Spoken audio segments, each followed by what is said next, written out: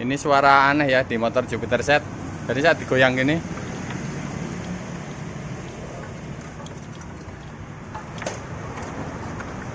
kedengaran ya kerutuk-kerutuk seperti ini.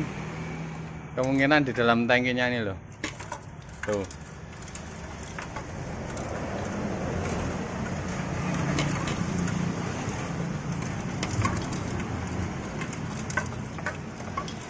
Dengaran ya kerutuk-kerutuk seperti itu. Ini yang punya motor takut dimasukin apa gitu sama seseorang. Tapi bunyi seperti ini biasanya dari pelampung bensinnya yang putus ya, kawatnya putus, sehingga pelampung bensinnya itu saat bensin digoyang-goyang itu nabrak ngiringanan kena ini ya tangkinya, menimbulkan bunyi seperti ini tadi.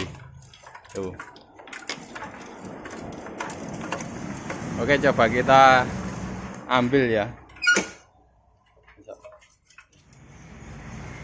Oke, coba kita ambil ya. Ini saya menggunakan magnet elastis, bisa ditekuk-tekuk ya. Coba kita cari.